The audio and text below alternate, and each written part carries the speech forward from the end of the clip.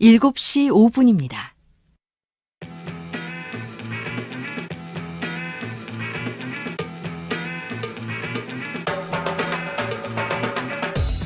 여야를 대표하는 빅마우스들, 그들의 입에 주목하라. 수요국회 여의도 베테랑.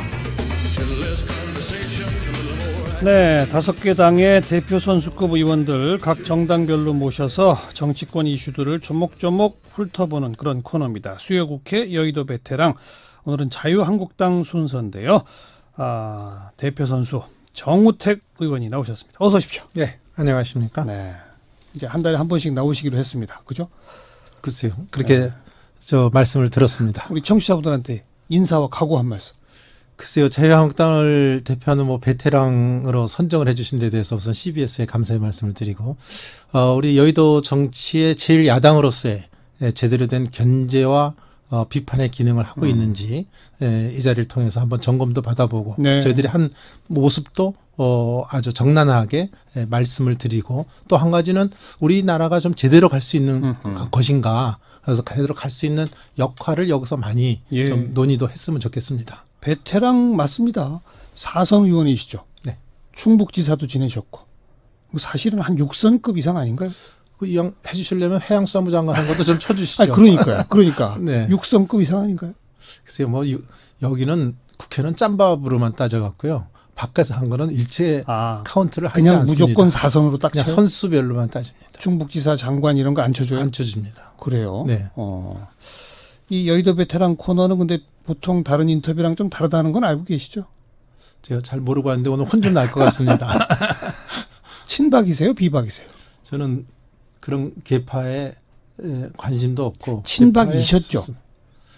제가 생각하는 친박은 네. 이렇습니다. 박근혜 전 대통령과 같은 당에서 여의도 정치를 측근해서 한 사람이 저는 친박이라고 생각합니다. 근데 저는 2004년까지 JP 밑에서 저는 그 자민련에 있었습니다. 그리고 2006년에는 제가 충북지사로 당선이 돼서 또 지방정부로 가 있었고 2012년에 당선돼서 올라오니까 그해 연말에 박근혜 대통령은 대통령이 돼서 가셨기 때문에 제가 같은 정당에서 여의도 정치를 한 적이 없습니다.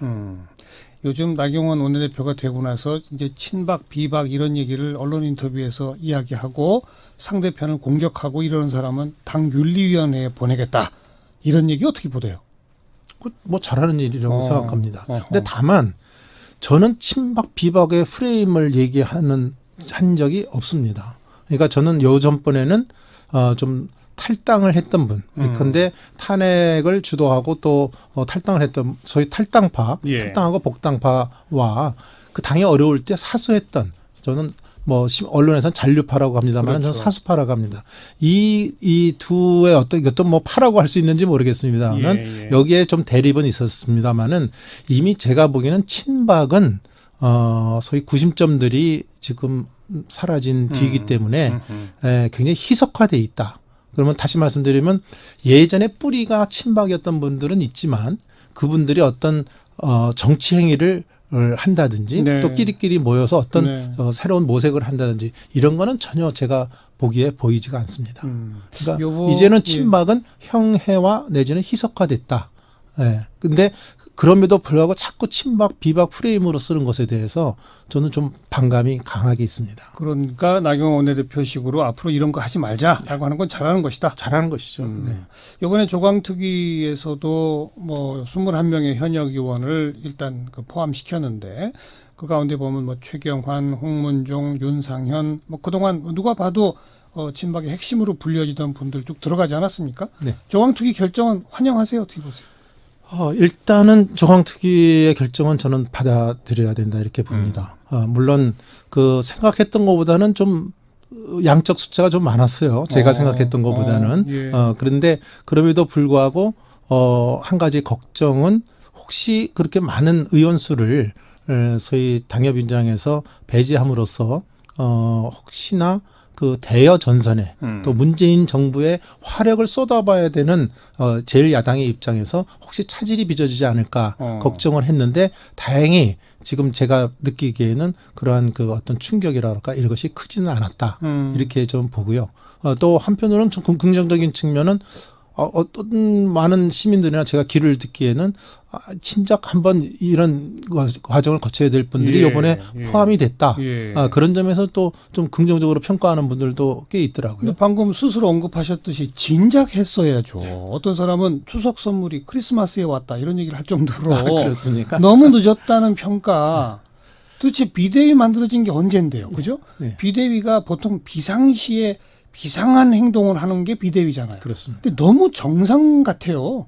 그동안 흘러온 걸 보면. 그런 비판도 많이 있어서 네. 저도 사실 어떤 라디오 인터뷰에서 요새 김병준 위원장 하시는 거 보니까 비대위의 기능보다는 오히려 평상시에 그러니까요. 기능을 하고 계신 게 아니냐. 네. 제가 위원장께 좀 결례되는 말씀을 했습니다마는 그런 측면에서 많은 좀 비판의 소리가 있었던 것도 전 사실이라고 그렇죠. 생각합니다. 네. 이제라도 좀 괜찮아지겠어요? 그래도 이 정도 했으니까 그래도 시민들이 그래 어디 좀 보자. 아하. 이제는 저는 이렇게 생각합니다. 저희 당의 변모를 시키는데 인적 쇄신은 굉장히 중요한 몫을 차지합니다. 예. 또 그것을 보고 시민들께서 이 사람들이 좀 정신 좀 차렸구나 이런 생각을 하시는 것도 당연하고 중요하다. 다만 현 시점에서 여기에 인적 쇄신에 소위 조금 몰입을 하다 보면 우리 당내에 또 갈등이 심화될 수가 있습니다. 예. 그래서 지금 저의 생각은 이제는 모든 현 시점에서는 모든 화력을 이 문재인 정부 요새 해 가는 거 보면 제가 말씀 안 드려도 많은 분들이 이거 왜 이래 문재인 정부가 나라다운 나라 만든다든지 어떻게 됐냐 이런 것에서 많은 비판의 소리가 나오기 때문에 그것이 잘 못 가면 안 되지 않습니까? 잘 가게 저희들이 야당의 역할을 야당다운 야당의 모습을 보여나가는 이것에 더 알겠습니다. 전력을 해야 된다 이렇게 생각합니다. 이학재 의원 복당했고요. 또 일부 바른미래당 당협위원장들도 또 이쪽으로 왔고요. 최근에 자유한국당 지지도도 뭐 꾸준히 좀 올라가는 모양새를 보이고요. 그죠? 네. 왜 이런다고 보세요? 자유한국당이 잘해서입니까? 아니면 문재인 정부가 못해서입니까? 저는 뭐 딱 둘 중에 하나 고르라 그러면 문재인 정부가 못해서다. 솔직하시네요.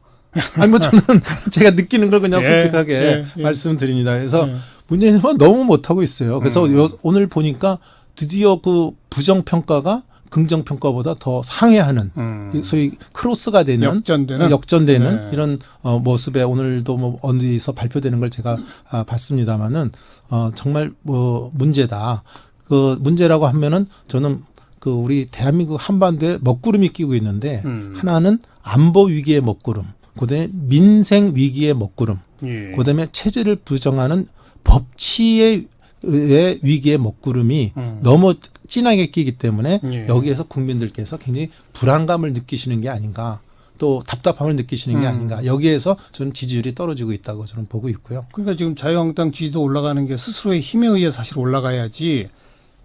그렇다고 뭐 전적으로 정부가 못해서 올라가는 거는 제가 이 말씀을 드리려고 그러는 거예요. 한계가 있잖아요. 네. 선거에서 이기고 정권 되찾아오려면 그 한계를 돌파해야 되는 거 아닙니까? 그것은 제가 이렇게 답변 드리겠습니다. 네. 우리 뭐 삼국지 많이 보는데 네. 삼국지 보면은 전장에서 지면은 제일 먼저 하는 것이 사상자 추스리고 다시 한번 전열을 정비해서 싸울 준비를 하는 거 아닙니까? 네. 근데 우리 당이 정말 그 비판을 따갑게 받아야 될 게 지난번 6월 지방선거 이후에 우리가 아직까지도 전열 정비, 체제 정비가 안 되고 있었습니다. 지금도 뭐 당협위원장 뭐 선출이나 뭐 아직도 이게 체제 정비가 안 됐다는 거거든요. 내년 2월 전당대회까지 가봐야죠. 그래서 저는 이제 그런 모습, 야당다운 모습을 못 보이는 것이 아직 우리가 정말로 문재인 정부랑 싸울 수 있는 그 전열 정비, 체제 정비가 안 됐기 때문에 저희들이 이런 모습을 보인다. 네. 그래서 저희들은 이제 이런 생각을 합니다. 그래서 전당대회에서 당원이 손에 의해서 뽑은 새로운 당 대표가 구심점이 돼서 새로운 전열을 짜고 또 야당다운 모습을 보이는 행태를 좀 갖춰 나가도록 이렇게 하겠습니다. 그러면 이 한계선도 돌파할 수 있을 것이다. 제 생각에는 뭐 40%는 돌파해야 되지 않겠습니까? 그래야죠. 그래야죠. 전당대회에 혹시 나가실 거예요? 글쎄요, 단도직입적으로 오시는데 제가 나가고 안 나가고가 저는 중요하다고 보지 않습니다. 저희 당으로서는 제일 중요해요. 지금 이 자리에서는. 그렇습니까? 나가실 거예요? 안 나가실 거예요? 하여튼 여러 가지 생각을 가다듬어서 예. 우리 당원들도 많이 만나 뵙고 또 우리 시민들 의견도 들어보고 해서 최종 결정을 하도록 하겠습니다. 고민은 하고 계신 거네요. 고민을 하고 있습니다. 황교안 전 총리는 나올까요? 그래서 제가 점쟁이가 아니라서 모르겠습니다만은 혹시 안 만나보셨어요? 요새 최근에는 안 만나봤습니다. 네, 오히려 만나는 게 좀 이상할 것 같아요. 또 정치적으로 다른 의미를 부여할 것 같아서 예. 이렇게 하고 있는데 제 생각에는 제가 황교안 총리라 그러면 저는 이번에는 당대표 출마하지 않을 것 같아요. 왜요? 미리 지금 나와서 소위 여러 가지 그 어려움을 겪어 나갈 이유가 없다. 저는 그렇게 봅니다. 그 그러니까 얘기 지금은 미리라고 하는 얘기는 황교안 전 총리를 대선 주자급으로 보시는 거죠. 잠재력이 있다. 그렇죠. 저는 그렇게 봅니다. 그러면은 다음 대선을 앞두고 나와야지 너무 일찍 나오는 거다. 그렇죠. 그거 한 가지이고 예. 나가더라도 조금 정치인으로서의 검증을 받은 게 없습니다. 그분은. 그렇죠. 네, 그래서 요담 20대 국회에 21대 죠. 국회죠. 네, 2020년 총선에서. 선거에서 제 생각에는 정치인으로 들어오셔서 아직도 대선까지 2년 남았으니까 그 사이에 네, 정치인으로서의 네. 그 면목을 보이면 저는 바로 잠룡의 반열에 들어갈 수 있다 이렇게 생각합니다. 지금은 정당 경험도 없고 또 정당이 지금 굉장히 저희 당이 어려운 여건에서 알겠습니다. 들어오시면 좀 이르다 이렇게 봅니다. 황교안 전 총리가 나오면 정우택 의원은 굉장히 버거운 상대로 보시나 보죠? 그래서 저랑 둘이 뭐 그런 사이가 아닙니다. 자꾸 싸움을 시키시는데 저랑 둘 사이가 그런 사이가 아니라서 뭐 그런 점보다는 본인이 정치적 판단을 저는 현명하게 할 것이다. 오세훈 전 시장은 나오려고 하는 것 같아요. 어때요? 오세훈 시장은 나오지 않겠어요? 어. 왜 지금 입당을 하겠습니까? 예. 지금 입당을 한 것은 예. 아마 그 대표 출마를 그렇군요. 염두에 두고 있다. 저는 그렇게 봅니다. 홍카콜라 TV 보셨습니까? 못 봤습니다. 관심이 없습니다. 저는 솔직히. 보도는 보셨죠? 예, 보도는 뭐 접해봤습니다. 뭐 느낌이 어떠세요? 글쎄요. 국민들이 하도 답답하니까 코카콜라처럼 탁 트이는 시원한 얘기가 나왔으면 좋겠다고 생각들을 많이 했을 겁니다. 근데 어저께인가요? 처음 뭐 방송이 됐다 그러는데 저는 그냥 간접적으로 들었습니다마는 조금 정제된 얘기를 갖고 국민들에게 어필하는 것이 좋지 않을까. 지금 제가 들은 얘기는 조금 너무 증명되지 않은 얘기를 갖고 너무 앞서가니까 국민들이 볼 때는 제가 정치인으로서 이렇게 느껴보면 국민들이 원하는 것은 정치인의 진정성이라고 봅니다. 진실성. 거기에서 또 문제가 생기면 우리 홍준표 대표 또 이미지에 더 손상을 보지 않을까 이렇게 봅니다. 그런데 국민들은 홍준표 전 대표 모습을 딱 보는 순간 자유한국당을 떠올립니다. 자동적으로. 안 그렇겠습니까? 그죠? 그렇겠죠. 그럼 지금 이런 방송을 하는 게 자유한국당에 도움이 돼요, 안 돼요?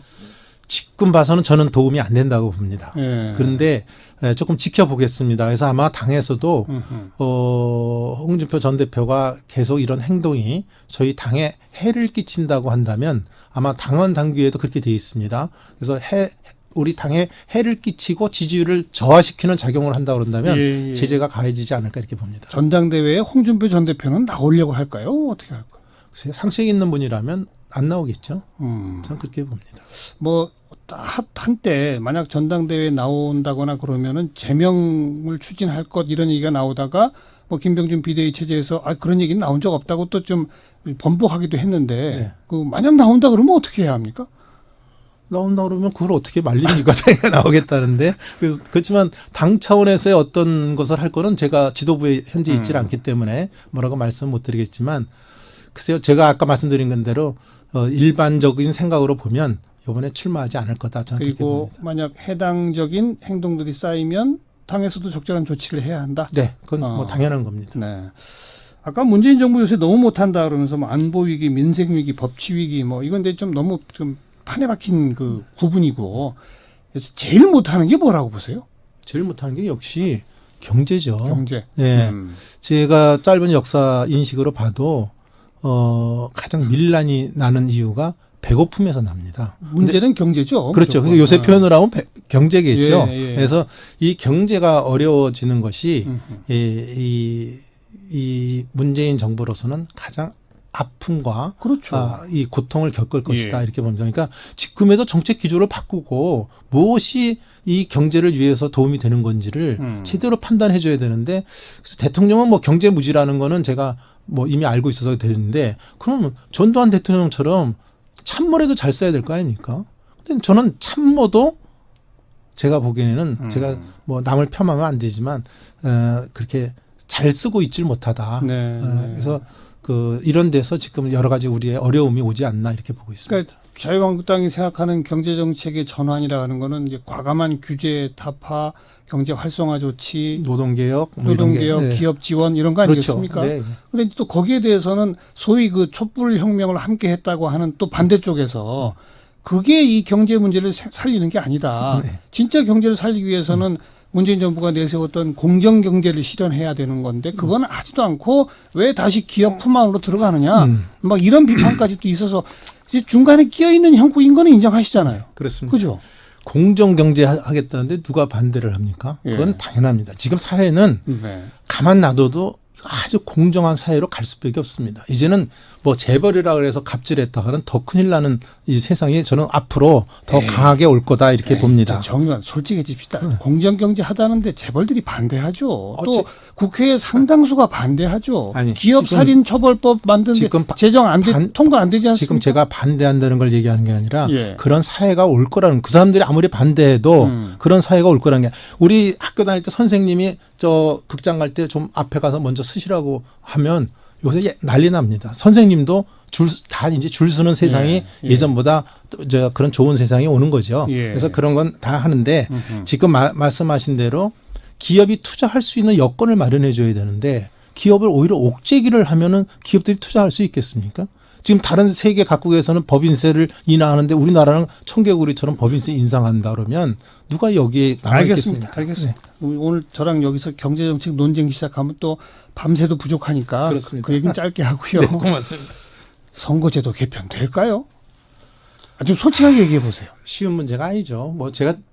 뭐 오늘 저한테 교수님 말씀하신 거면 제가 마치 점쟁인 것처럼 이렇게 아니 하는데 그냥 조은택 의원 생각을 전 얘기하시면 솔직하게 얘기하면 선거제도 개혁은 쉽지 않습니다. 저는 그렇게 봅니다. 안 될 것 같죠? 네, 쉽지 않다고 봅니다.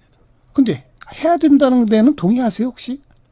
논의를 하고 검토를 계속 발전적인 어떤 방안들이 더 있느냐는 아니, 제 말씀은 다시 말해서 지금의 선거제도가 국민 대표성이나 등등에서 민심을 왜곡하는 요소가 크다. 따라서 뭐 100%가 됐건 몇 프로가 됐건 지금보다는 영동형 비례대표형을 강화해야 한다는 주장에는 동의하세요? 저는 동의하지 아 않습니다. 그래요? 연동형이 이 지금의 어떤 모순된 지금 선거제도가 선거제도나 민주주의 제도가 다 완벽한 건 없지 않습니까? 네. 그렇다고 연동형을 하면은 모든 문제가 해결된다는 저는 생각하지 않습니다. 또도 대표성, 민심의 왜곡은 조금 그렇죠. 낮출 그런 수 있잖아요. 측면은 도움이 되지만 예. 지금 우리의 국민의 공감대는 저는 국회의원 한 명이라도 줄여라. 이것이 저는 국민의 생각인데 예. 생각이라고 저는 봅니다. 여론조사에도 뭐 80% 네. 가까이 나오니까요. 그래서 저는 그렇지만 이 소위 소수 정당들이 이것을 끝까지 지금 물고 늘어지는 이유는 네. 아무래도 자기 그 소수당의 의석수를 확보하려는 게 더 큰 이유지. 뭐 그건 솔직히 전 제도의 뭐 맞죠. 모순점 때문에 이거를 개선하자. 그거는 아마 두 번째 얘기라고 저는 봅니다. 아니, 현실적으로 그건 맞는데 논리적으로는 이 국민 대표성하고 민심 왜곡을 고치는 방법이란 거 한 건 그건 부정할 수 없는 거 아니에요? 그럼 국민들이 용납을 해 주셔야죠. 그 의원수 연동제라는 거는 거의 국회의원 수를 늘릴 수밖에 없습니다. 네, 그것도 몇 명이 늘릴지 감을 잡을 수가 없어요. 그러니까 독일도 지금 뭐 118명이 늘어났다가 이렇게 기복이 심하기 때문에 이거 고쳐야 완벽한 되겠다. 독일식은 좀 쉽지 않겠죠. 그래서 어렵기 때문에 그러면 도대체 몇 명을 늘릴 거냐? 그거를 예측을 하기가 지금 어렵습니다. 지금 예, 뭐 예. 30명을 늘릴지 60명이 늘어날지. 알겠습니다. 뭐 일각에서는 내년 전당대회 이후에 자유한국당이 분당돼서 뭐 이렇게 될지 모른다 소리들도 나오던데 요새도 가짜 뉴스가 많이 돌아다니는 모양이죠. 가짜 뉴스다? 네, 가짜 뉴스입니다. 한마디로 저는. 네. 뭐 그냥 그걸로 끝내죠. 뭐. 네. 뭐 오늘 여의도 베테랑 처음 해보셨는데 어떠세요? 재밌네요. 재밌으시죠? 예. 네. 제가 이런 시간이. 이 언론에 나오면서 뭐 재미로 나온다는 말이 안 되고요. 아니 근데 우선 말씀을 제가 드리면서 편하게 할 수 저의 있고. 진솔된 그러니까요. 정치 얘기를 드리는 예. 것이 예. 제가 도리라고 생각합니다. 근데 큰일 났네요. 이거 한 달에 한 번씩 나오셔야 되는데 2월달 전당대회 나가시면 이게 안 못 나오시잖아요. 한번 나가지 마세요 전당대회. 네, 여의도 베테랑 자유한국당 정우택 의원이었어요. 네, 고맙습니다. 감사합니다.